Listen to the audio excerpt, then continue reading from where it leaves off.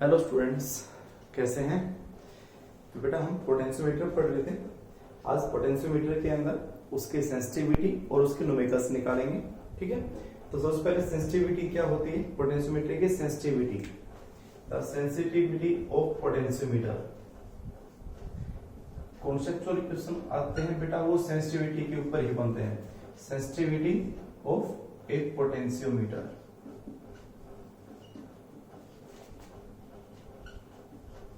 तो सबसे पहले तो ये कि सेंसिटिविटी होती क्या है। वैसे मैंने पढ़ाया था बीच में पोटेंशियोमीटर में, तो बताया था। तो सेंसिटिविटी का मतलब होता है किसी भी चीज की सेंसिटिविटी का मतलब कि जो उसका काम है उसको एक्यूरेट उसको मेजर करना है। अब पोटेंशियोमीटर का काम क्या था? पोटेंशियल डिफरेंस को मेजर करना बिटवीन द 2 पॉइंट्स। ठीक है, when there is no current flow, means जब गैल्वेनोमीटर के अंदर करंट जीरो आता है तब पोटेंशियल डिफरेंस मेजर करना। तो क्या है इसका sensitivity?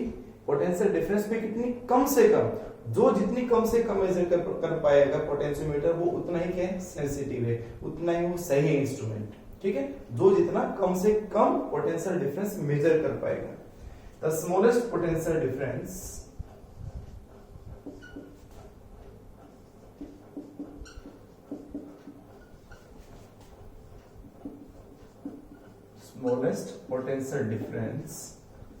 that can be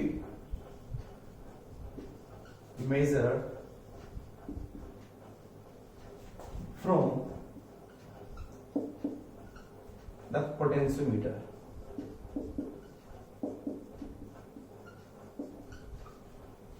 It is the sensitivity of potentiometer. ये उसकी क्या है? सेंसिटिविटी।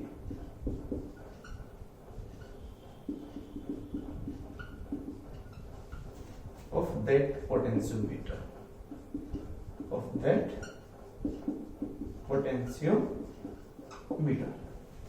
ठीक है, जो कम से कम पोटेंशियल डिफरेंस को मेजर कर सके। अब कम से कम पोटेंशियल डिफरेंस मेजर करने का मतलब क्या था? ये एक फैक्टर होता है, मैंने आपको पोटेंशियल ग्रेडियंट बताया था ना, potential gradient K, this is V by L। अब पोटेंशियल कम से कम मेजर हो, कम से कम मेजर करना है, तो K हमारे पास क्या था? और ये लिखना मत समझने पर। K क्या था कि भाई कितने पोटेंशियल यानी AB के अंदर पोटेंशियल निकालना है, तो लेंथ भी कितनी थी? AB की। तो कम से कम पोटेंशियल ड्रॉप हो तो फिर क्या किया जाए? लेंथ बढ़ा दो। बताई थी मैंने, ये रीजन होता है कि पोटेंशियोमीटर की लेंथ ज्यादा होती है। तो अगर हमें क्या करना है, एक थोड़ी सी जगह, छोटी सी जगह के अंदर कम से कम पोटेंशियल लेना है, तो उसकी सीधी से क्या बढ़ा दो? लेंथ। ठीक है, तो लेंथ बढ़ने से क्या होगा कि कम लेंथ के अंदर यानी कि हमारे पास जो पोटेंशियल दे रखा होगा वो पोटेंशियल डिवाइड होता चला जाएगा उस पूरी लेंथ में, तो हर एक पोर्शन में कम से कम पोटेंशियल आती चली जाएगी। ठीक है, तो मतलब K क्या हो जाएगा? ज्यादा। अगर लेंथ अगर ज्यादा होगी तो K क्या हो जाएगा? कम। और अगर पोटेंशियल ज्यादा मेजर करेगा तो K ज्यादा हो जाएगा। और हमें क्या करना है इसके अकॉर्डिंग कि पोटेंशियल डिफरेंस कम से कम मेजर करना है, मींस पोटेंशियल ग्रेडियंट कम से कम आना चाहिए। तो पोटेंशियल ग्रेडियंट कम से कम कब आएगा? जब लेंथ ज्यादा से ज्यादा हो। तो उसको हम क्या कहते हैं कि सेंसिटिविटी किस पे डिपेंड करती है, ये किसके कारण बढ़ सकती है? Sensitivity can be increased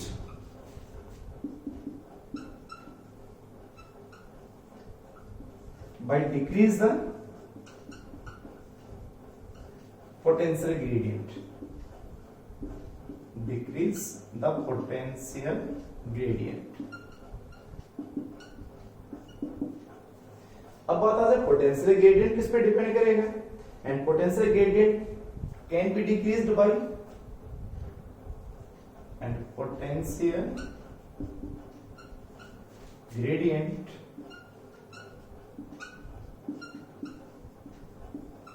can be decreased by, दो फैक्टर से हम पोटेंशियल ग्रेडियंट को कम कर सकते हैं। पोटेंशियल ग्रेडियंट का हमने सिंबल क्या लिखा था? K। ठीक है, this is equal to K क्या था? V by L। कितने हिस्से में कितनी पोटेंशियल थी? अगर पूरा लिखो तो पूरा लिख देना। K क्या हो जाएगा? V A B ले रहे हो तो लेंथ B क्या होगी? AB की। ठीक है, can be decreased by number 1। तो के कम कब हो सकता है? जब लेंथ ज्यादा से ज्यादा हो। If length is increased, potentiometer की लेंथ बढ़ा दी जाए ज्यादा से ज्यादा, तो मैक्सिमम लेंथ कितनी होती है? 10 मीटर तक होती है। इफ लेंथ इज इंक्रीज्ड, अब बात ये है, अब पोटेंशियोमीटर में तो मैक्सिमम लेंथ होगी, हमारे पास जगह नहीं है और बढ़ाने के लिए, तो फिर क्या किया जाए? If number 2 length is fixed, ये हमारे पास और वायर है ही नहीं, लेंथ इज फिक्स्ड, देन फिर के को किस पे डिपेंड करेगा? के किससे चेंज होता है? फर्स्ट बताया था के का जो फॉर्मूला तो आई रो बाई ए भी होता है। के क्या था?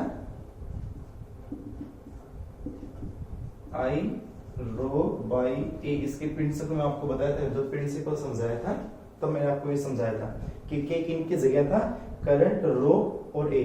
तो रो क्या है? नेचर ऑफ मटेरियल, जो चेंज नहीं होगा, वायर वही रहना हमें। Area of cross section, wire भी एक जैसे मोटाई का है, तो अगर ये भी चेंज हो जाए तो फिर के चेंज हो जाएगा, लेकिन ये दोनों क्या है? कांस्टेंट है। तो अब हमारे पास क्या चेंज कर सकते हैं? हम करंट चेंज कर सकते हैं। करंट कौन सा? प्राइमरी सर्किट का, जो ड्राइवर सेल के पास हो रखा था, ड्राइवर सेल, तो ड्राइवर सेल के पास एक रियोस्टेट जोड़ा था हमने, याद रखना डायग्राम में देखो, रियोस्टेट जोड़ रखा था। तो उस रियोस्टेट का क्या जाए? रेजिस्टेंस बढ़ा दिया जाए तो करंट कम हो जाएगा, रेजिस्टेंस कम कर दिया जाए तो करंट बढ़ जाएगा, और करंट के चेंज होने से के चेंज होता है। करंट बढ़ेगा, के बढ़ेगा, करंट कम होगा, के कम होगा। तो इसका मतलब हम क्या कर सकते हैं इसमें? If length is fixed then K is decreased by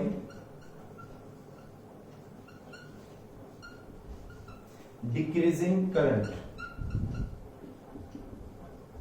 decreasing current, और करंट भी कौन से? प्राइमरी सर्किट का, करंट इन प्राइमरी सर्किट, क्या करके? By increasing the resistance, by increasing the resistance, किससे बेटा? बाय रियोस्टेट, बाय रियोस्टेट, और REOSTAT, by increasing the resistance by rheostat, rheostat के कारण। तो ये मेन बातें हैं इस पोटेंशियल ग्रेडियंट की, अच्छे से समझना बात यह है। सबसे पहले सेंसिटिविटी क्या होती है? स्मॉलेस्ट पोटेंशियल डिफरेंस को मेजर करना। दूसरी बात, सेंसिटिविटी डिपेंड करेगी अकेली ओनली किसके ऊपर? पोटेंशियल ग्रेडियंट के ऊपर। पोटेंशियल ग्रेडियंट कम होना चाहिए कि बढ़ना चाहिए? कम होगा, क्योंकि कम से कम पोटेंशियल डिफरेंस मेजर करनी है। अब के कम किससे हो सकती है? या तो वायर की लेंथ बहुत ज्यादा हो तब कम हो सकती है। दूसरी बात, लेंथ फिक्स होगी तो के डिपेंड किस पे करेगा? इस फॉर्मूले पे आ जाओ, इस पे आ जाएंगे तो करंट कम होगा तो भी के कम हो जाएगा। करंट कम किससे होगा? करंट भी कौन सा? ये करंट किसका है? प्राइमरी सर्किट का है, जहां ड्राइवर सेल होता था, जहां ड्राइवर सेल है, करंट ऑफ ड्राइवर सेल, ये कह सकते हो इसमें, by decreasing the current from driver cell, ये कह सकते हो तुम। ये प्राइमरी सर्किट तरीके नहीं है ये, तो ये ड्राइवर सेल का करंट है, बार बार बोल रहा हूं, चीज ध्यान रखना चीज है, ठीक है। तो ये सेंसिटिविटी, और सेंसिटिविटी के ऊपर मैं आपको कुछ क्वेश्चंस और करवाता हूं, यानी कि जो बैलेंसिंग पॉइंट के जो शिफ्ट हैं उनके क्वेश्चन कराएंगे, फिर चलेंगे न्यूमेरिकल्स के ऊपर, ठीक है। तो उसका डायग्राम बनाते हैं पहले क्वेश्चन के बारे में, इसको नोट करो आप।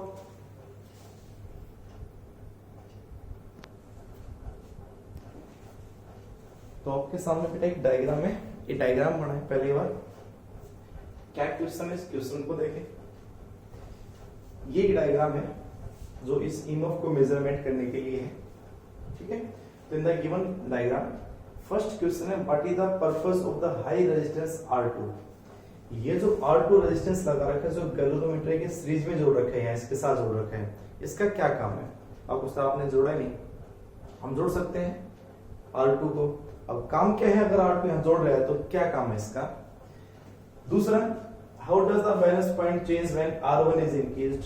बैलेंस पॉइंट अब ए से कहां मिल रहा है? जे पे मिल रहा है। अभी बैलेंस पॉइंट राइट जाएगा या लेफ्ट आएगा?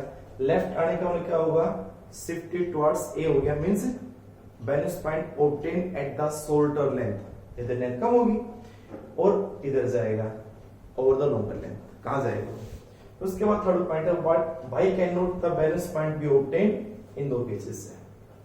तो पहले क्वेश्चन को नोट करें और फिर मैं आपको बोलता हूं, आप इसमें थ्योरेटिकली नोट कर लेना बेटा, ठीक है।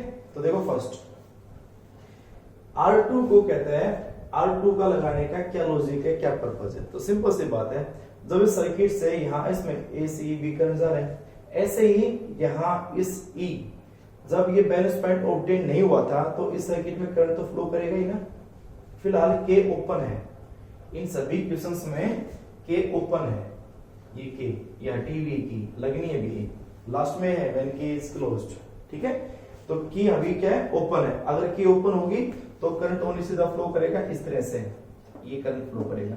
इस गैलोमीटर में से करंट फ्लो होता रहेगा जब तक हमें क्या नहीं मिलेगा, बैलेंस पॉइंट नहीं मिलेगा।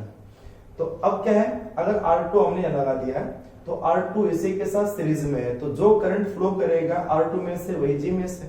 तो क्या होगा बेटा, ये गैलोमीटर को ये रेजिस्टेंस, वैसे रेजिस्टेंस की वैल्यू हाई होती है, हम ये भी कह सकते हैं कि what is the purpose of high, यहां लिख रखा है हाई रेजिस्टेंस। तो हाई रेजिस्टेंस होने का मतलब क्या है कि गैलोमीटर क्या काम करता है, गैलोमीटर का काम होता है स्मॉलेस्ट करंट को मेजर करना, स्मॉलेस्ट करंट को डिटेक्ट करना। लार्ज करंट के लिए तो एमीटर भी यूज कर सकते हैं हम। तो स्मॉलेस्ट, क्योंकि ज्यादा करंट अगर गया तो गैलोमीटर डैमेज हो जाता है, बर्न हो जाता है, जल जाता है। तो क्या होगा, जब R2 रेजिस्टेंस इसके साथ में सीरीज में जोड़ देंगे तो ये रेजिस्टेंस क्या करेगा, करंट को कम करेगा। तो पहला, तो इसका आंसर हम ये लिख सकते हैं सीधा सा, to protect the galvanometer from the strong current. First point इसका लिख देना, to protect the galvanometer from the strong current, ठीक। दूसरा पॉइंट हम इसमें ये लिख सकते हैं कि जब मान लो इसमें हम ये कहते हैं कि भाई इस गैल्वेनोमीटर में ऐसा होता है, ये है 0, इधर 1 2 3 ऐसे चलेगी। अब हमारे पास ये निडल है, निडल, वो निडल यहां पहुंचे लास्ट एंड पे, और हमें क्या फाइंड करना है, 0। तो अगर क्या हुआ, गैल्वेनोमीटर में करंट बहुत ज्यादा आता रहा तो क्या ये 0 आएगा, बैलेंस पॉइंट आएगा, नहीं आएगा।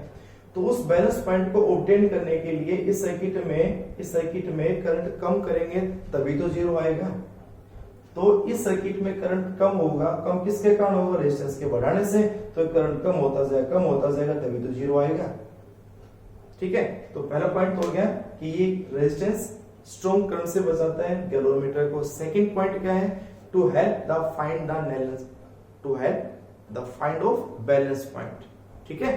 किस चीज में हेल्प करता है, to find the balance point. ये R2 के कारण ही बैलेंस पॉइंट आता है, टू रिड्यूसिंग करंट, ठीक है। करंट को रिड्यूस करके बैलेंस पॉइंट ऑब्टेन करने में हेल्प होती है इससे, ठीक है। दूसरा पॉइंट क्या है, how does the balance point change when R1 is increased.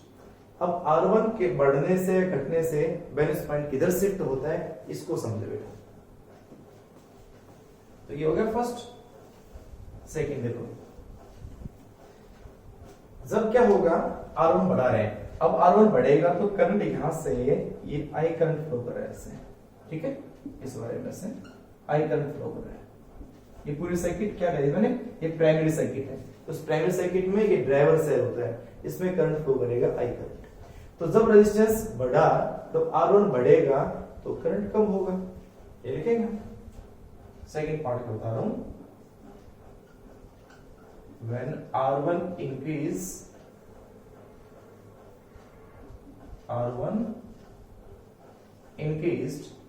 current I in primary circuit, क्या होगा, डिक्रीज। और अगर प्राइमरी सर्किट में करंट डिक्रीज होगा तो आपको क्या समझाया था मैंने, करंट डिक्रीज होगा तो पोटेंशियल ग्रेडियंट भी तो डिक्रीज होगा। This decrease the potential gradient,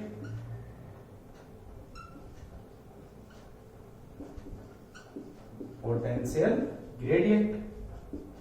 और अगर पोटेंशियल ग्रेडियंट कम होता है तो पोटेंशियल ग्रेडियंट कम होती है तो बैलेंसिंग पॉइंट किधर जाएगी, राइट, क्योंकि K इज इक्वल टू क्या थी, V/L।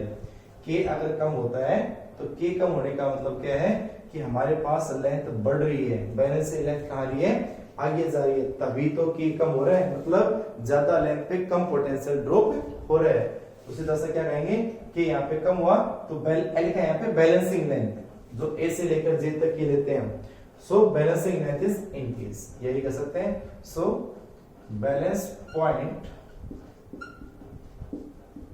Is obtained at longer length, at longer length। तो longer length और किधर शिफ्ट हुआ? towards B, it is shifted towards B, it is shifted towards B। तो longer length मिला तो किधर शिफ्ट होगा? towards B। अब इसी क्वेश्चन का दूसरा क्वेश्चन बन सकता है, आप उल्टा कर सकते हो क्या? रेजिस्टेंस क्या क्या है? बढ़ाए, कम कर दें, करंट बढ़ जाएगा, करंट बढ़ जाएगा तो के बढ़ जाएगा, पोटेंशियल ग्रेडियंट के बढ़ जाएगा, के बढ़ेगा तो क्या होगा? लेंथ कम हो जाएगी, तो शिफ्ट टुवर्ड्स ए आ जाएगी। तो अलग से क्वेश्चन नहीं लिखूंगा, इसी में हो गया कि एंड वाइस वर्सा, उल्टा हो गया। ठीक है, ऐसा क्वेश्चन बनेगा। यहाँ नीचे कोई भी सर्किट हो, ध्यान देना, नीचे कैसे भी सर्किट क्यों ना हो, अगर यहाँ का रेजिस्टेंस बढ़ता और घटता है, उन सभी के लिए हमेशा यही लॉजिक बताओगे, सभी के लिए। करंट बढ़ाए घटाए, रेजिस्टेंस बढ़ाए और घटाए, कोई भी इनमें से आएगा तो हमेशा यही आंसर दोगे ऊपर वाले से। यानी चेंज जरूर होगी, उसके बैलेंस पॉइंट जरूर चेंज होगी, जरूर, चाहे नीचे सर्किट कैसी भी क्यों ना हो। दूसरा पॉइंट क्या है बेटा? Third, why can not the balance point B obtain when EMF is greater than 2 volt.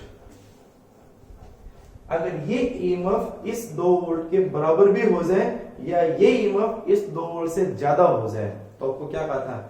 One sided deflection दिखाएगा पोटेंशियोमीटर। ए पे टच करेंगे तो भी लेफ्ट दिखाता रहेगी सुई, बी करेंगे तो भी लेफ्ट दिखाती रहेगी सुई, जीरो तो बीच में, जीरो तो आएगा ही नहीं, या फिर बी पे भी करेंगे तो राइट आएगी, ए पे भी करेंगे तो भी राइट आएगी, जीरो नहीं आएगा। तो बैलेंस पॉइंट कहता है ऑब्टेन नहीं होगा अगर ईएमएफ, अगर ये ज्यादा हो गया, इससे 2 से ज्यादा हो गया कहते हैं, या इक्वल भी हो सकता है, तो क्या कहोगे इसके लिए आप? और दूसरा क्या है? के इज क्लोज्ड। ये लास्ट क्वेश्चन याद रखना, व्हेन के इज क्लोज्ड, फिर भी कहता है बैलेंस पॉइंट ऑब्टेन नहीं होता है की के क्लोज करने से भी। तो पहले ईएमएफ ज्यादा होगा तो क्या होगा वो देखो। फर्स्ट थर्ड का ए पार्ट, तो अगर ये ज्यादा हो गया तो देखो ये 2 वोल्ट है, तो इस 2 वोल्ट की कुछ पोटेंशियल तो यहाँ ड्रॉप होगी, और बची हुई पोटेंशियल किसमें ड्रॉप होगी? इस वायर में। तो क्या इस एक भी वायर के अंदर पोटेंशियल 2 की 2 आ जाएगी? नहीं, 2 का कुछ इसमें गया। अब इसको बना दिया 2 से ज्यादा या 2, और होना क्या चाहिए हमेशा कि इस वायर के अंदर जो पोटेंशियल ड्रॉप हो वो हमेशा इस सेल की पोटेंशियल डिफरेंस से ज्यादा होगी, या जिस पोटेंशियल डिफरेंस को मेजर कर रहे हो हमेशा उससे क्या होगी? ज्यादा होगी। अब ज्यादा होनी चाहिए, अब ज्यादा तो हुई नहीं, इसमें 2 आई, इसमें मान लो कितनी आई? 1.9 भी आ गई, और ये 2 हो गया, तो अपने आप क्या होगी? ज्यादा, और ज्यादा होनी नहीं चाहिए। इसका क्या रीजन क्या बताएंगे हम कि पोटेंशियल ड्रॉप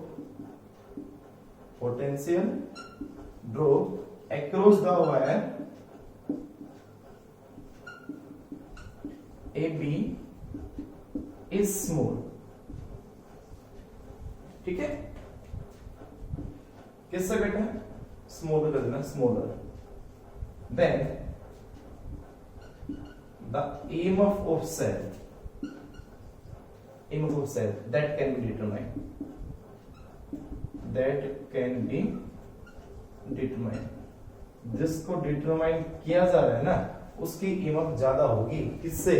इस पोटेंशियल ड्रॉप से। और होनी क्या चाहिए? उल्टा। उल्टा आ जाए क्वेश्चन आगे भी बैलेंस पॉइंट ऑब्टेन करना है तो कंडीशन उल्टी होनी चाहिए। क्या? कि इसके अंदर पोटेंशियल ड्रॉप ज्यादा होना चाहिए कंपेयर टू इसके। ठीक है, समझाया था ना कि वन साइडेड डिफ्लेक्शन क्यों आता है? तो इस कारण आता है, वन साइडेड। तो वन साइडेड को सही करने के लिए क्या करें? उल्टा करें, पोटेंशियल ड्रॉप ज्यादा आए। ज्यादा आने का मतलब कब ज्यादा होगी? जब ये ज्यादा होगी इससे। ठीक है, तो ड्राइवर सेल की ईएमएफ हमेशा इससे ज्यादा होगी। ठीक है, दूसरा पॉइंट था इसमें, बी पार्ट था क्या चीज? When key is closed. अब देखो जब की को क्लोज करोगे, जब की क्लोज होगी तो सीधा प्लस से माइनस में टच हो गया, प्लस से माइनस। और जब इसे बैटरी का प्लस से डायरेक्ट अगर माइनस हो जाए तो बैटरी फॉल्ट हो जाएगी, सर्किट इज शॉर्ट सर्किटेड। तो शॉर्ट सर्किट हो जाएगी तो ईएमएफ जीरो, यानी इसमें करंट ऑब्टेन होगा ही नहीं। करंट नहीं आएगा तो बैलेंस पॉइंट भी नहीं आएगा, कहां से लेंगे हम? तो सीधा कहते हैं ना the cell is short circuited. When key is closed, when key is closed, cell is short circuited. तो ऑब्टेन नहीं होगा। हाँ, अगर यहाँ को क्या होता, रेजिस्टेंस होता साथ में, यहाँ रेजिस्टेंस होता और सर्किट के साथ में, तो की क्लोज करते तो शॉर्ट सर्किट नहीं होती, क्योंकि रेजिस्टेंस है। ठीक है, रेजिस्टेंस नहीं है तो क्या हो जाएगा, शॉर्ट सर्किट हो जाएगा। ठीक है, तो एक पार्ट ये था, क्वेश्चन ये था, तीनों पार्ट मैंने आपको बता दिए। और करते हैं ऐसे क्वेश्चन, आप इसको नोट करें, नोट करो उसको बेटा।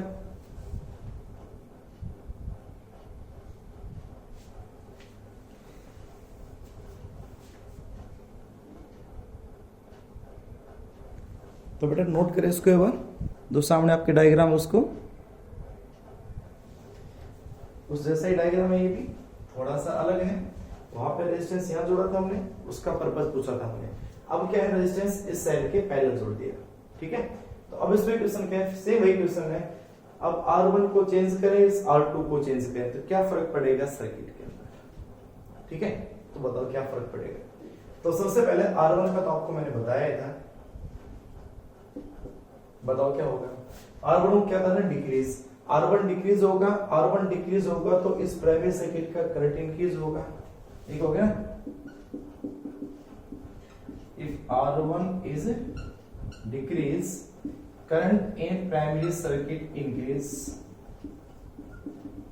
करंट इन प्राइमरी सर्किट क्या होगी, इंक्रीज। ठीक है, करंट इंक्रीज होगा तो क्या होगा, दिस इंक्रीज पोटेंशियल ग्रेडियंट, के भी बढ़ेगा आई के बढ़ने से। के बढ़ेगा तो K equal to V by L, तो बैलेंस इन लेंथ कम होगी। So balance in length shifted towards किधर आएगा, so balance point obtain shorter length पे, obtain on shorter length. Shorter length का मतलब इट इज शिफ्टेड इधर ए की तरफ, शिफ्टेड टुवर्ड्स ए की तरफ हो जाएगा। ठीक है, कब है, जब R1 को डिक्रीज किया। ये इससे पहले क्वेश्चन उसमें बता दिया और फिर से मैंने आपको बता दिया। दूसरी बात, दूसरा पार्ट क्या है इसका, दूसरा पार्ट है, अगर R2 को डिक्रीज करें, की क्लोज करो और R2 को डिक्रीज करो, की इज क्लोज्ड। ठीक है, और जब एक फैक्टर चेंज करते हैं तो अदर फैक्टर हमेशा कांस्टेंट है। अब R1 चेंज नहीं हो रहा, पहले केस में R2 चेंज नहीं था, अब R1 चेंज नहीं है। एक फैक्टर चेंज करते हैं तो दूसरा फैक्टर कांस्टेंट रखा जाता है। तो K क्लोज कर दिया और R2 को डिक्रीज करो। अब R2 डिक्रीज होगा तो इस सर्किट के अंदर जो करंट होगा, इसे कैसे करंट आएगा, इस करंट का नाम क्या मालूम है, I1। ये I1 करंट जा रहा है। ठीक है, तो सर्किट का करंट बताओ बढ़ेगा या घटेगा, इसको नोट कर लिया आपने। ठीक है, देखो क्या होगा।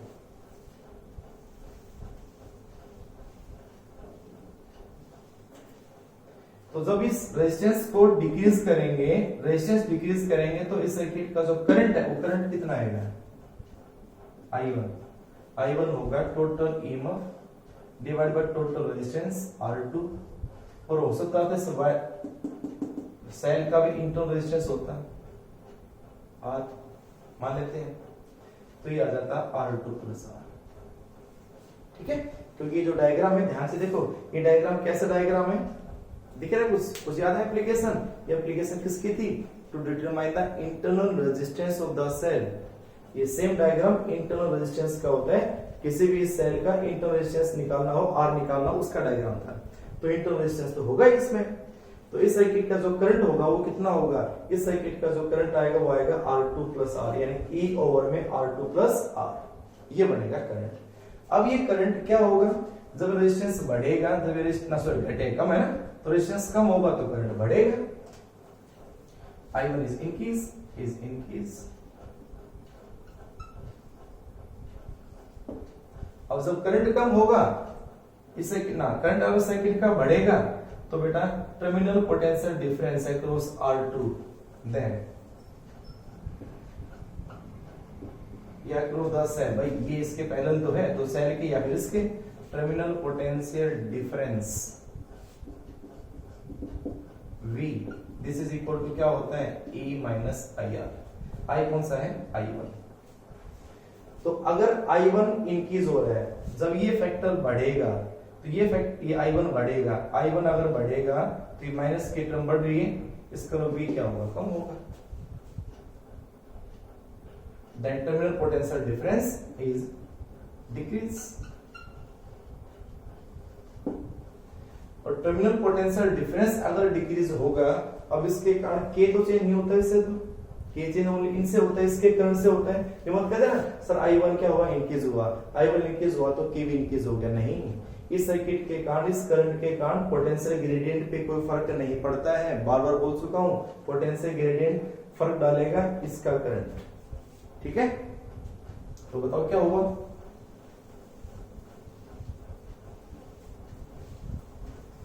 अब पोटेंशियल डिफरेंस डिक्रीज हुआ। की क्या होता है, बट के जो होता है वो होता है V divide by balancing length, ठीक है।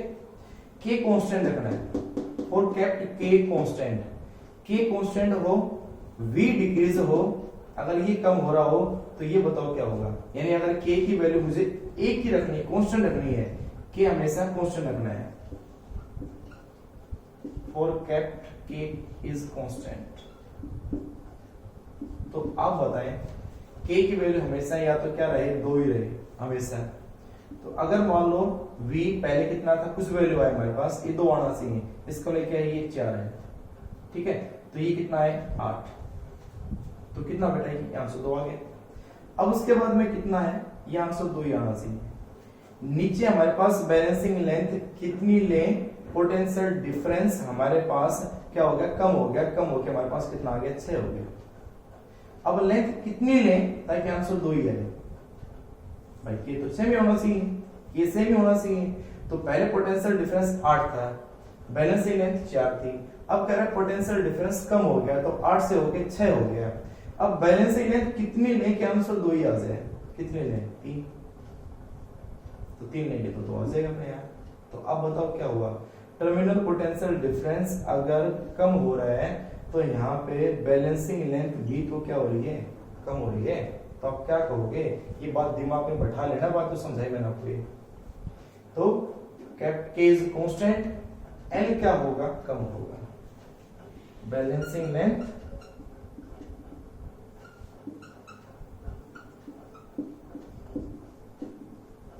obtained at shoulder length,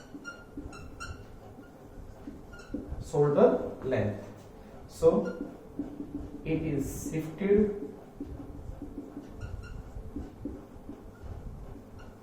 towards A। अब ये मतलब सर आंसर 2 ही आ जाता है, उससे भी यार आंसर आने से नहीं होता बेटा, लॉजिक देखे पहले कि किसके कारण होता है, लिख देंगे हाँ ठीक है ऐसे हो गया, ऐसा नहीं है। कारण क्या है, लॉजिक उसके पीछे क्या है वो लिखे ढंग से। तो इसमें हमेशा नीचे वाला रेजिस्टेंस, यहाँ इसके पैरेलल जो रेजिस्टेंस है इसको कम और ज्यादा करें तो उसके साथ हमेशा क्या चेंज होगा, इसका करंट। इसके करंट के चेंज होने से इस सेल का जो टर्मिनल पोटेंशियल डिफरेंस है, इस सेल के थ्रू पोटेंशियल डिफरेंस है terminal potential difference V equal to E minus IR। वो I1 क्या हुआ था, बढ़ा था, तो V क्या होगा, कम। V कम होगा तो K की वैल्यू चेंज नहीं कर सकता, ये चेंज नहीं करेगा। K पहले वाले में ये क्या करता है, चेंज करता है यहाँ से करंट, लेकिन ये चेंज नहीं होगा। तो V कम हुआ तो L भी क्या होगा, कम होगा, ठीक है। तो ये बात लिख लेना, ये अगर लिखो साइड में तो कहीं लिख लेना वैसे समझने के लिए बात, ठीक है भाई। चलो एक और क्वेश्चन करते हैं इसे में ही, बिठा दें, ठीक है। नेक्स्ट,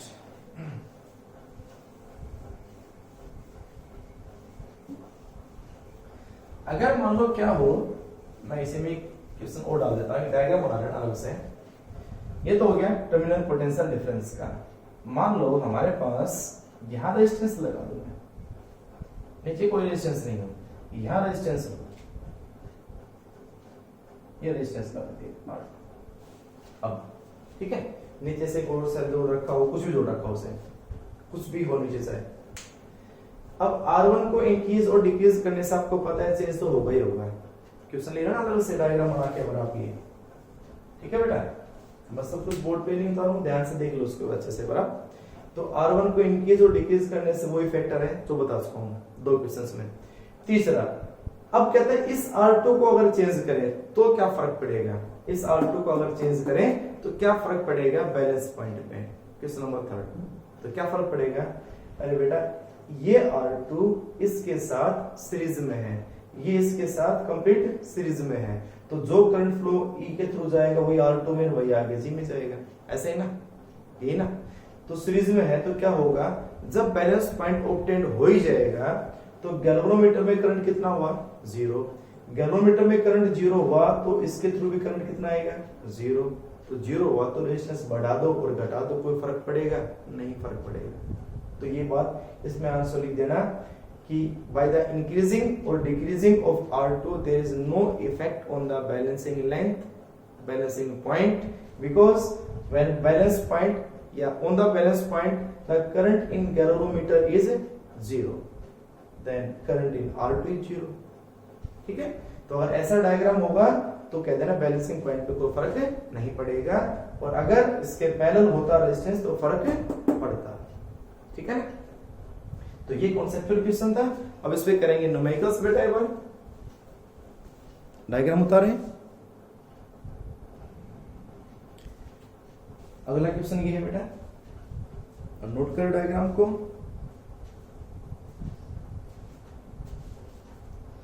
क्या है इस क्वेश्चन के अंदर, सपोज मैंने इसे में लिख दिया थ्योरेटिकल लिखने की वजह कि 2 सेल है E1 E2 E1 E2, ठीक है, ये दोनों सीरीज में, ये दोनों सीरीज में है, ये ड्राइवर सेल है यहाँ पे। कहता है अगर ये अरेंजमेंट होगा, ऐसा अरेंजमेंट होगा तो बैलेंसिंग लेंथ मिलेगी 250 पे, और अगर ये अरेंजमेंट होगा तो बैलेंसिंग लेंथ मिलेगी 400 पे। बारी बारी से एक बार किलोमीटर ये लगा के जो के लिए स्लाइड किया, J1 मिला 250, फिर इससे काम करें, यानी कि एक साथ दोनों रख दिए, ऐसा नहीं है। तो पहले ऐसे अरेंजमेंट किया, बैलेंसिंग लेंथ 250 मिली, फिर ये अरेंजमेंट किया, बैलेंसिंग लेंथ 400 मिली। तो कहता है फाइंड करो E1 by E2, इन दोनों का रेशियो फाइंड करो। एंड सेकंड बैलेंसिंग लेंथ, अकेला अगर E1 होता, अकेला E1 होता तो बैलेंसिंग लेंथ क्या होती, कैसे निकालेंगे आप देखें। तो पहली कंडीशन है E1, इस E1 की EMF E2 से ज्यादा है।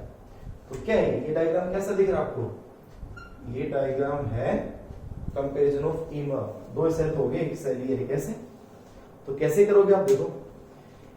ये कैसे है, नेगेटिव से नेगेटिव कनेक्ट है, तो इसका नेट इस पॉइंट और इस पॉइंट के बीच की पोटेंशियल डिफरेंस कितनी मिलेगी आपको, E1 minus E2, E1 minus E2, और वो E1 माइनस E2 इसके इक्वल होगी VAJ1 के। ये देखो क्या, E1 minus E2 is equal to क्या बन जाएगी VAJ1, और उसको हम क्या लिखते थे बेटा K इंटू L1, याद होगा ना, K इंटू L1। अब पुट कर दे, और E1 minus E2 is equal to K, और L1 क्या है 250, तो K इंटू 250 हो गया। सेम ऐसे ही नीचे वाले से करें, नीचे वाले से क्या बनेगा, एंड इससे क्या होगा E1 प्लस E2 हो जाएगा, नेगेटिव से पॉजिटिव है, और ये किसके इक्वल हो जाएगी VAJ2, potential drop across A और J2, और फिर वही किसके इक्वल KL2 के। और किरचॉफ लॉ लगाया था, मैं ऐसे लगा सकते हो ना, अब करके बताऊं, एक बार देखो चलो, हम A से चलेंगे, करंट इधर फ्लो करेगा ऐसे, तो इसमें करंट फ्लो करे ना करे, बैलेंसिंग लेंथ होगी तो गवर्नमेंट में करंट 0 वही अपने यहाँ, तो सीधा A से अगर जाओगे तो पॉजिटिव से नेगेटिव क्या लिखोगे, नेगेटिव। उसके बाद ये क्या है, नेगेटिव से पॉजिटिव, पॉजिटिव E2। उसके बाद क्या आएगा, करंट कहां जा रहा है, इधर जा रहा है, इस साइड, तो इस साइड जा रहा है, हम कहां जा रहे हैं, इधर जा रहे हैं, अपोजिट जा रहे हैं, तो प्लस क्या KL1 इक्वल टू 0। तो क्या आंसर आएगा हमारे पास यहाँ पे, ये आ जाएगा, उधर जाएगा तो E1 माइनस का हो जाएगा E2 is equal to KL1, ये तो बड़ा KL1। ऐसे आप इसके भी कर सकते हो, प्लस से माइनस माइनस, तो ये आ जाएगा माइनस E1, फिर ये भी क्या आएगा माइनस E2, फिर जाएंगे इधर, करंट जा रहा है इससे इधर ऐसे, तो हम जा रहे हैं उससे अपोजिट, अपोजिट लेते हैं प्लस, तो प्लस हो जाएगा KL2 इज इक्वल टू 0। तो यहां से क्या बना, यहां से बन जाएगा या दोनों प्लस या दोनों माइनस, तो E1 plus E2 is equal to KL2। सबसे इंपॉर्टेंट बात ये है, याद रखना किरचॉफ्स रूल से हम सब कुछ सोल्व कर सकते हैं। लिख देना ऊपर फ्रॉम किरचॉफ्स रूल।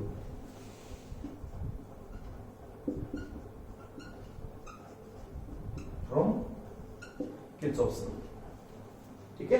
तो एक कंडीशन आप अब KL2 यहां पुट कर दें और ये बन जाएगा E1 plus E2 K into L2 कितना है 400। बस अब तो बहुत आसान है। क्या करें, इन दोनों इक्वेशन को एडिंग कर दो, adding first and second, add करोगे तो E2 C2 कैंसिल हो जाएगा, E1 क्या बन जाएगा 2E1 और ये कितना बन जाएगा 650 ऑफ K, और E1 जो आ जाएगा वो आ जाएगा 325 ऑफ K। E1 आ गया। उसके बाद क्या निकालोगे E2, ये नोट कर लिया होगा। E2 क्या है बताओ। अब E1 की वैल्यू वापस उठा के कहीं रख दो, चाहे यहां रख दो, चाहे यहां रख दो, फ्रॉम इक्वेशन फर्स्ट क्या निकालना मुझे E2, तो E2 is equal to E1 minus 250K, तो E2 कितना आ जाएगा, E1 क्या है 325 माइनस 325K माइनस 250K कितना बचेगा 75, ठीक है ना। तो जो E2 आ जाएगा वो आ जाएगा 75K। E1 भी आ गया, E2 भी आ गया। इन दोनों से क्या निकाल दो रेशियो, तो E1 बाई E2 कितना आया, यह आएगा 325K डिवाइड बाई 75K। 25 अगर काटें तो ये आ जाएगा 3 और 25 से कम 25, ठीक है। कितना बचेगा हमारे पास 7 और 75 13/3, यह आ जाएगा 13/3। K से K कैंसिल हो गया, तो E1 बाई E2 आएगा 13 डिवाइड बाई 3। जो फर्स्ट पार्ट उसने पूछा था बैलेंसिंग लेंथ फाइंड करो ना, सॉरी E1 बाई E2 का रेशियो फाइंड करो, तो रेशियो कितना आ जाएगा 13/3, ठीक है। नोट करें पहला काम। उसके बाद क्या निकालना हमें निकालना है बैलेंसिंग लेंथ ओनली अकेले फॉर E1 के लिए बैलेंसिंग लेंथ निकालनी है। तो बैलेंसिंग लेंथ फॉर E1 क्या करेंगे, आप इसको नोट करें पहले, ओके ठीक है।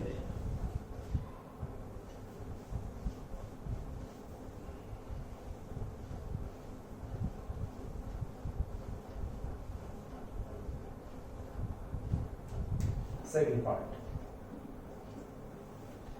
तो क्या बेटा हम इसके लिए अगर बैलेंसिंग लेंथ लगाए यानी E1 अकेला हो तो क्या कंडीशन होती है कि E1 अगर E1 होगा तो E1 is equal to KL1, ऐसे हो जाएगा। दो थे ऐसे लिए जो किरचॉफ रूल्स लगाए थे, तो अकेला वहां के लिए क्या आ जाएगा, तो E1 इज इक्वल टू कितना है 325 of K and is equal to बन जाएगा K इंटू N, जो उसकी बैलेंसिंग लेंथ है जो हमें निकालनी है।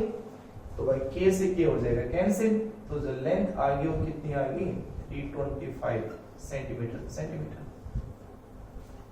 और E2 की लेंथ निकालनी होती तो E2 की निकालनी होती तो E2 क्या है 75K, अगर करनी हो तो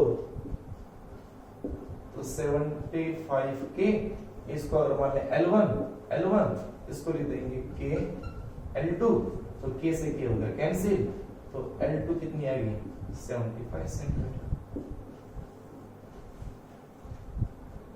ठीक है।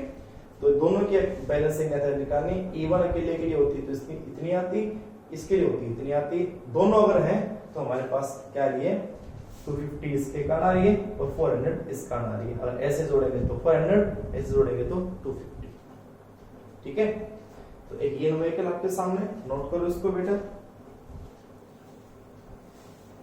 कितना बड़ा हो गया लेक्चर?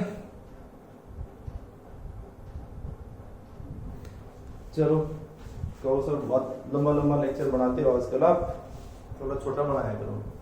चलो ठीक है, लेकिन बात वही है, फिर इसमें न्यूमेरिकल्स और बसेंगे पोटेंशियोमीटर के, कर लेते हैं एक दो न्यूमेरिकल्स और फिर इसमें अपने आप पोटेंशियोमीटर कंप्लीट हो जाएगा बेटा। ठीक है, तो ये दो क्वेश्चंस और कर लेते हैं इसके ऊपर, तो ये कंप्लीट हो जाएगा पोटेंशियोमीटर। अगला क्वेश्चन देखिए बेटा, नेक्स्ट आपके स्क्रीन के ऊपर, आपके बोर्ड के ऊपर सामने एक क्वेश्चन और है, न्यूमेरिकल है, नोट करो उसको। तो ये ड्राइवर्स है जिसका ईएमएफ 2 वोल्ट है, ये इसके साथ रेजिस्टेंस 15 ओम, 1.2 ओम यहाँ रेजिस्टेंस है, इसी के साथ 0.3, ये वायर है, ये भी पोटेंशियोमीटर वायर जिसका रेजिस्टेंस दे रखा है 1 मीटर, पोटेंशियोमीटर वायर का रेजिस्टेंस है 10 ओम, लेंथ 1 मीटर, रेजिस्टेंस 10 ओम। हमें फाइंड करना है potential gradient along the wire, potential gradient along the wire मतलब कितनी पोटेंशियल ड्रॉप हो रही है कितने सेंटीमीटर लेंथ में। दूसरा बैलेंसिंग लेंथ, ये एज है कितना है। तो भाई अगर आपको कॉन्सेप्ट आगे होंगे तो आपको समझाया था मैंने पोटेंशियोमीटर में, तो बहुत आसान सा कॉन्सेप्ट है। तो अगर आपको डायरेक्ट भी याद है पोटेंशियल ग्रेडियंट का, डायरेक्ट भी याद है कि क्या होता है direct formula, this is equal to E over R A B plus वो आर आ जाएगा, ये वाला आर आ जाएगा, into R A B divide by क्या था एल ए बी। ये था हमारे पास फॉर्मूला उसका, था नहीं। तो अगर आपको डायरेक्ट आता है तो आप डायरेक्ट खुद करके निकाल सकते हो, और आप नहीं आता है तो भाई फिर वो आता है दोबारा से, फिर से हम इसको बता समझा सकता हूँ मैं क्या, वैसे आप उसको पढ़ना अच्छे से। के जो होता था वो होता था V A B and divide by क्या था बेटा एल ए बी, ये होता था। तो potential drop across the wire A B कितना हो जाएगा, करंट, इस सर्किट का जो करंट है वो करंट, आई करंट जो आएगा इसके अंदर से, ठीक है, जो करंट जा रहा है आई वो, और into resistance of R A B, वो ये भी होगा, और into L A B. Opposite current कितना होगा सर्किट का, तो करंट कितना आएगा, ये करंट कितना आएगा, ये करंट हो जाएगा total EMF divide by total resistance. तो टोटल ईएमएफ कितना है 2 डिवाइड बाय टोटल रेजिस्टेंस कितना है 15 और प्लस ये रेजिस्टेंस। तो ये करंट कितना होगा total EMF E divide by total resistance R A B plus R और into R A B by L A B. ये मैंने आपको समझाया था भी। तो के इस तरह से हम निकालते हैं, ठीक है। तो इस तरह निकालोगे तो उसको सीधा ये फॉर्मूला बना दे, मैंने आपको याद है तो सीधा पुट कर दें। तो के कितना आएगा भाई, ई कितना है 2 divide by R A B resistance of कितना है 10 प्लस वो आर कितना है 15 इनटू आर ए बी कितना है 10, एल ए बी कितनी है 1 मीटर, ठीक है। कितना आ गया, ये आ जाएगा 20 ओवर 25,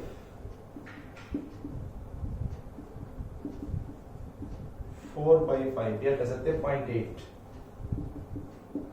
क्या वोल्ट पर, क्या इसकी लेंथ मीटर है ना, तो वोल्ट पर मीटर, क्योंकि लेंथ 1 मीटर है तो 0.8 या 4/5 वोल्ट पर मीटर, ये आ गया पोटेंशियल ग्रेडियंट। और पोटेंशियल ग्रेडियंट आ गया, सेकंड पॉइंट क्या निकालना था बैलेंसिंग लेंथ, ये एज है, ये बैलेंसिंग लेंथ कितनी होगी, तो उसको कैसे फाइंड करेंगे, ये न्यूमेरिकल था हमारा। तो देखो potential drop across the wire and as है कि अगर इसके इक्वल हो जाती है तभी तो बैलेंसिंग पॉइंट मिलती है, कि भाई इन दो पॉइंट के बीच की पोटेंशियल डिफरेंस इन दो कह दो, सही इन दोनों के कह दो, तो ए बी ये मान लेता हूं सी डी। तो potential drop across the wire C D is equal to as, अगर हो तो नल पॉइंट अपने आप ऑब्टेन होगा। तो सेकंड जो पॉइंट है कि balance point is obtained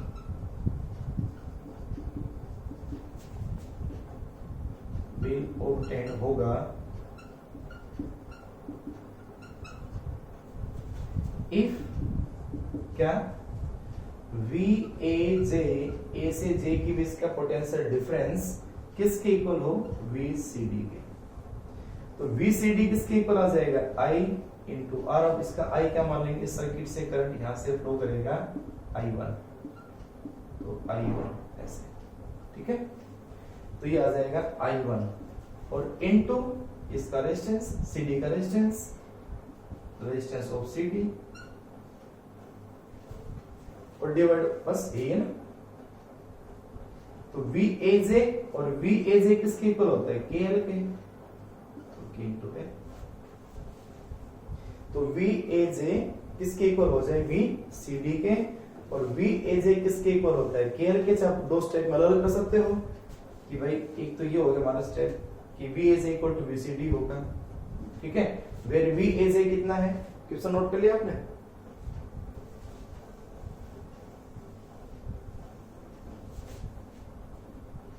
where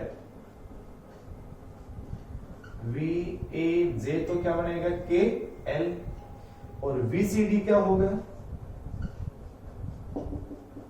I1 into 0.3।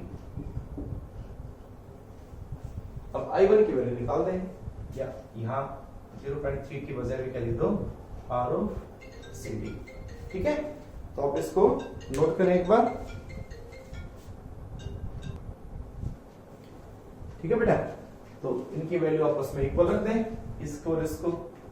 तो ये क्या आ जाएगा, KL is equal to I1 of R CD।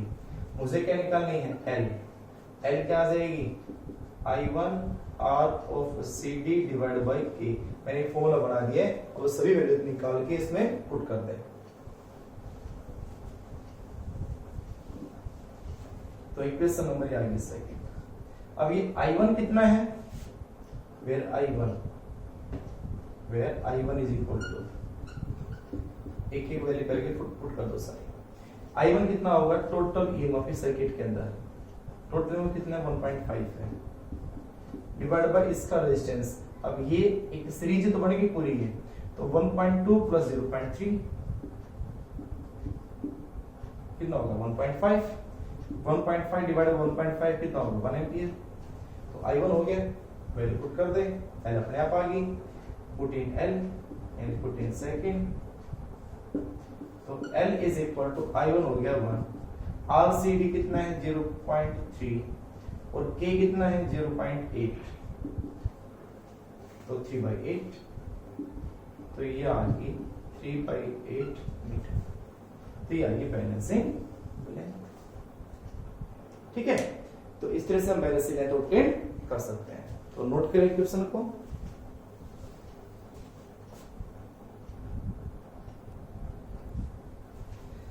अगला क्वेश्चन देखिए बेटा, नोट करो उसको भी।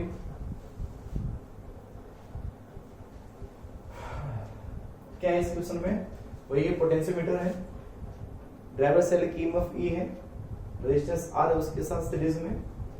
नीचे जो हमारे पास सेल है E/2 जो कैलकुलेट करना है, E/2 दे रखा है, ठीक है। और R उसका रेजिस्टेंस है, इंटरनल रेजिस्टेंस हो सकता है, उसके साथ जो रखा वो रेजिस्टेंस हो सकता है, ठीक है। तो फर्स्ट क्वेश्चन ये है, और गिवन क्या है, वायर की लेंथ, पोटेंशियोमीटर की जो वायर की लेंथ है AB वो 600 सेंटीमीटर है, और resistance of potentiometer wire, resistance of potentiometer wire ऐसा लेकर मिलेगा आपको न्यूमेरिकल्स में। मैं आपको सीधा बता रहा हूं कितना, 15 इंटू R।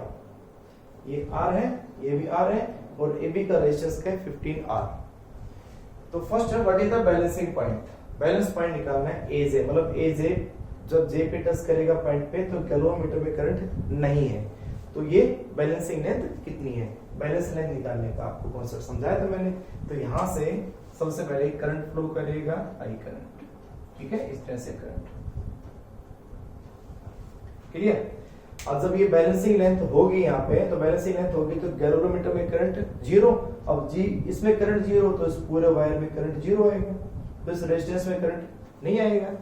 रेजिस्टेंस में करंट नहीं होगा तो इसके अंदर इसमें से इसमें कोई पोटेंशियल नहीं जाएगी। तो एग्जैक्ट ए जे के इक्वल ई बाई टू हो जाएगी पोटेंशियल, नहीं तो फिर किरचॉफ रूल लगा दो। अगर ऐसे केस में नहीं आता है तो किरचॉफ रूल लगा दो। तो भाई अब बताओ क्या लगाएंगे from the Kirchhoff rule. First part की बात करेंगे।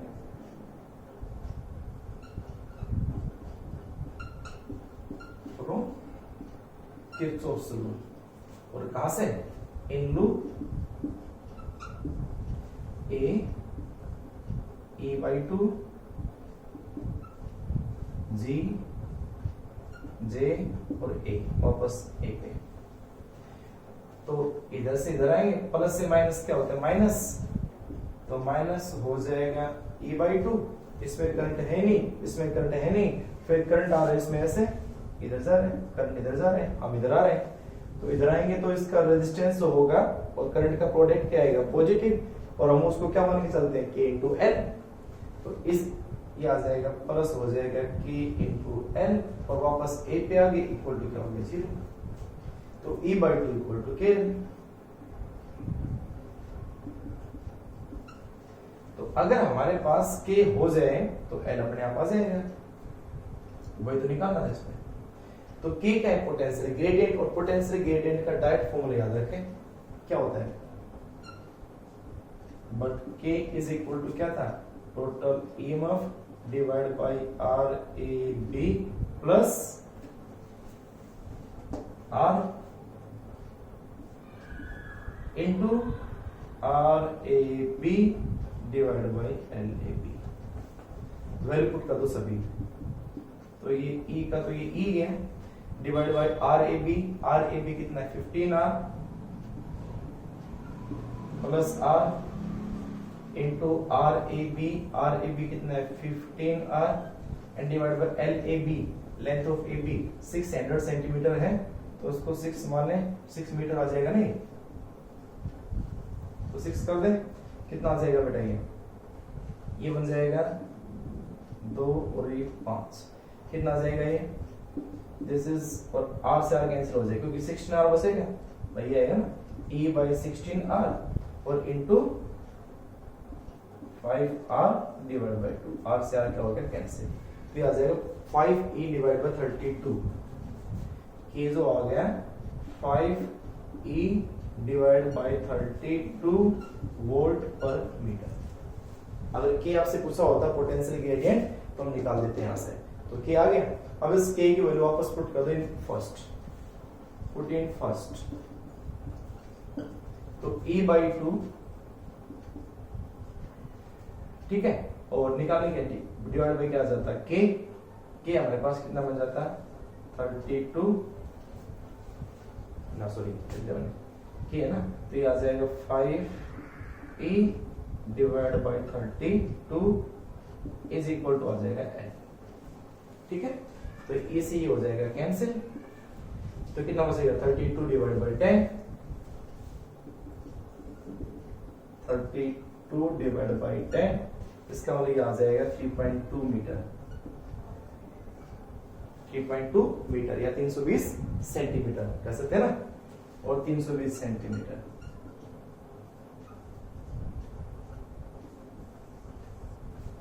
तो बैलेंसिंग लेंथ हमारी कितनी है? 320 मीटर। तो हमने सीधा सा कॉन्सेप्ट किरचॉफ लॉ से E बाई 2 इक्वल टू के लिया, और पहले के निकाला, के वापस पुट कर दिया इसमें, तो L आ गई 320 मीटर, 320 सेंटीमीटर, 3.2 मीटर। ठीक है, सेकंड पार्ट क्या इसमें? सेकंड पार्ट ध्यान से समझना, सबसे अलग क्वेश्चन है, बाकी जो मैंने करवा दिया सब उससे निकल जाएंगे, ये सबसे अलग क्वेश्चन है, जो सेकंड पार्ट इसका। तो the jockey touches the wire at a distance of 560 centimetre from A. अगर किसी जॉकी को 560 सेंटीमीटर आगे हम टच करते हैं, what will be the current in galvanometer? Galvanometer में करंट कितना आएगा? अब जब 560 पे टच करो तो करंट तो आएगा ही, क्योंकि देखो बैलेंसिंग लेंथ कहां मिल रहा है? 320 पे, तो 320 पे करंट जीरो होगा गैल्वेनोमीटर में। 320 से 319 भी हो गया, 321 भी हो गया, तो भी करंट आएगा गैल्वेनोमीटर में। तो इसका मतलब जब कितना है? 560 है, तो करंट तो आएगा। तो करंट कितना है उस सर्किट में, वो हमें फाइंड करना है। ठीक है, तो अब बताओ, तो अगर डायग्राम बनाना चाहो डायग्राम अलग से बना लेना कि इसका सेकंड पार्ट का डायग्राम क्या होगा। तो सेकंड पार्ट के डायग्राम में मैं उस पॉइंट को मान लेता हूं J1, क्या मान लेता हूं? J1, और इस सर्किट में क्या फ्लो करेगा, अब करंट। तो प्लस इधर है ना ऐसे, तो ये करंट फ्लो करेगी इस तरह से, और इस करंट का नाम क्या दे दूं मैं, I1। ये डायग्राम बना लेना सेकंड पार्ट के लिए बात, ठीक है बेटा। और यहां से लेकर यहां तक की जो लेंथ आ गई, ए से लेकर J1 तक की कितनी दी उसने, 560 सेंटीमीटर, ठीक है। तो देखो क्या करोगे उसमें आप,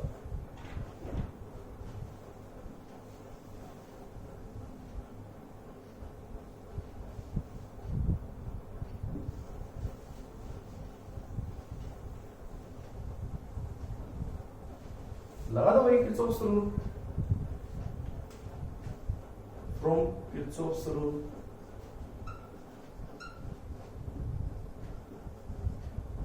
इन लूप किसमें, ए ई बाई टू J1 और ए E by two ji J1 ए, पहले में J1 है, इसमें J1 लिखा हमने। तो ए से इधर जाओगे तो प्लस से minus, minus minus E by to.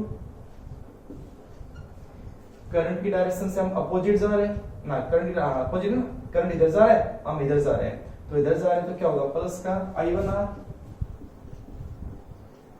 उसके बाद गैलोमीटर का रेजिस्टेंस नहीं दे रखा है तो मत मानो, दिया होगा तो मान के चले, नहीं दिया हो तो मत मानो।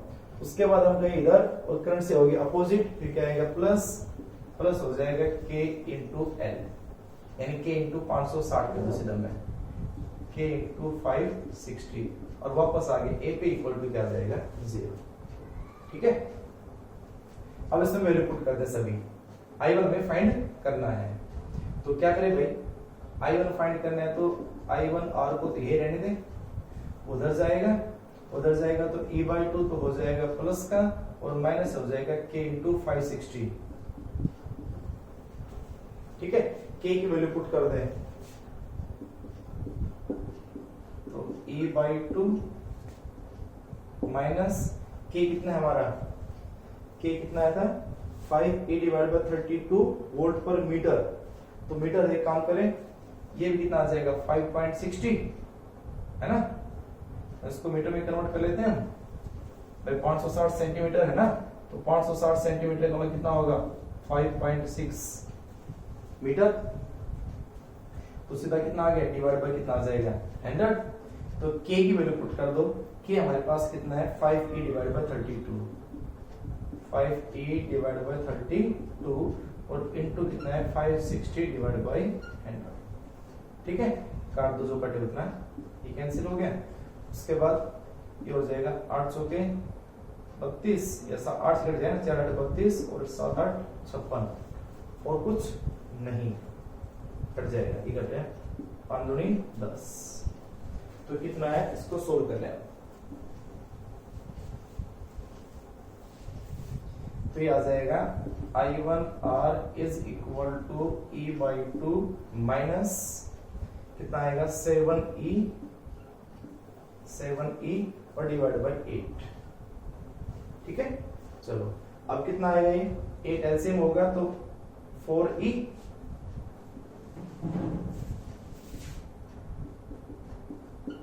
तो ये आ जाएगा 8 4E माइनस 7E, यानी कि माइनस 3/8, और I1 निकालें और नीचे आ जाएगा तो minus 3E divide by 8R। अब क्वेश्चन माइनस क्यों आया, क्योंकि देखो इसमें करंट इधर जा रहा है, इसमें करंट इधर जा रहा है, इन दोनों में करंट अपोजिट डायरेक्शन में है, प्लस से प्लस कनेक्ट है, अपोजिट पोलैरिटी कनेक्ट है, तो अपोजिट करंट नेगेटिव करंट आएगा। अब करंट मत देखो, कोई बात नहीं, करंट छोड़ दो, करंट की वैल्यू कितनी है वो देखो, 3/8 इंटू E/R। तो ये इसका क्वेश्चन है, सबसे एक यूनिक क्वेश्चन था पोटेंशियोमीटर का, जिसमें क्या पूछा था, करंट, यानी आपको पोटेंशियोमीटर निकालने के लिए हमेशा किरचॉफ्स रूल यूज करके आप निकाल सकते हो, बहुत इजी है, किरचॉफ्स रूल पढ़ लेना अच्छे से। तो बेटा ये वो पोटेंशियोमीटर कंप्लीट, और मेरे अकॉर्डिंग ये यूनिट नंबर सेकंड भी क्या होगी, कंप्लीट। अगर आपको फिर भी कोई डाउट हो तो मेरे को जरूर बताना, मैंने अपने हिसाब से मैंने इसके हर एक क्वेश्चन को बहुत डीपली जाके हर एक न्यूमेरिकल को, हर एक क्वेश्चन का सब कुछ आपको कॉन्सेप्ट आपको समझाया मैंने, ठीक है। तो ये करंट इलेक्ट्रिसिटी का जो चैप्टर है, वो यूनिट है, वो कंप्लीट हो चुकी है। आप अपने इसमें एक आधी क्वेश्चन अपने आप खुद करके देखना, नहीं आता है तो फिर मेरे को आप बताना जरूर। ठीक है, तो आप जरूर सोल्व करना है क्वेश्चंस को। नेक्स्ट लेक्चर के अंदर हम पढ़ेंगे मैग्नेटिक इफेक्ट ऑफ करंट। ठीक है, तब तक के लिए बाय, थैंक यू बेटा।